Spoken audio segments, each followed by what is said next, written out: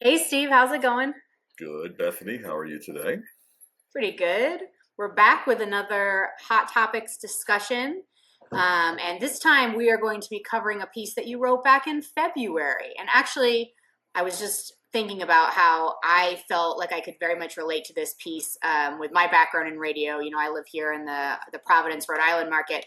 A lot of the things you were mentioning in this piece just made me think of a lot of the events and stuff that go on at the local stations in that cluster. So what prompted you to write this? I can definitely tell you're passionate about it, so I wanted to get your take on here. Well, my background's in major markets, and radio's always kind of had a major market bias. That they're doing it in New York, so therefore it must be legitimate. Moved to Harrisonburg 7 years ago, and listening to local radio down here. There's two groups down here. I'll name names now. Saga is here, and iHeart's here. Okay, fair. iHeart is I don't think they have a live body here. As a matter of fact, their building is up for sale, so I don't even think they'll be in the market. And Saga is live and local a lot. Um, Not only from their sales force and their management team, but they have live people on the air, and they are so involved in what goes on down here. A few years ago, we had a forest fire up in Shenandoah National Park, and Saga was all over town collecting water and all the supplies the first responders needed to fight that fight. Didn't see iHeart anywhere.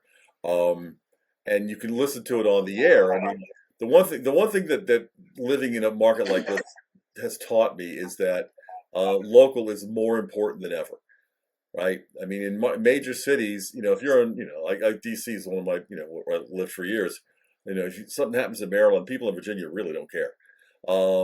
But here in the Valley, everyone's kind of united. It's a little more provincial. So if something happens, somewhere along the way, someone has an interest in it. So there's a more of a sense of community, I guess you could say.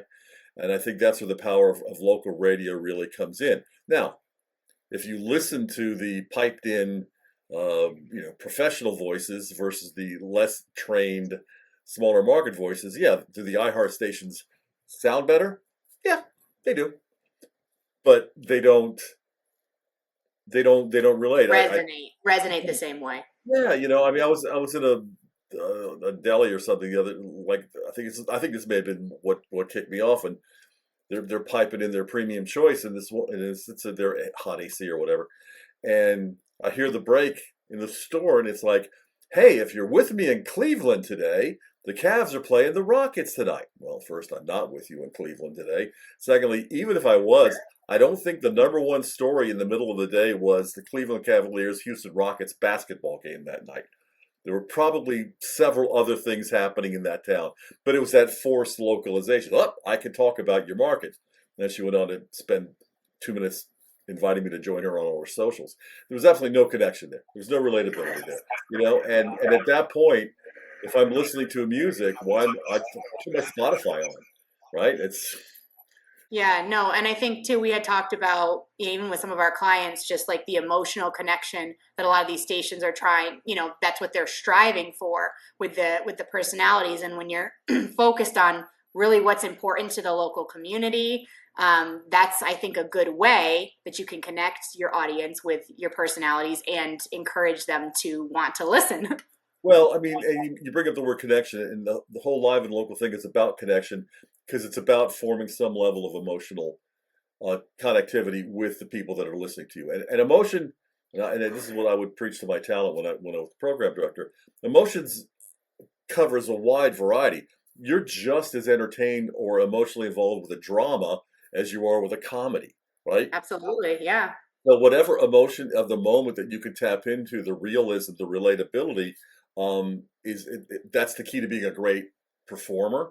But then when you tap that into a local element, so not only is it relatable to me on a personal level, but it means something in context for where I am, that makes all the difference in the world. And so I applaud companies like Saga that really make that kind of effort.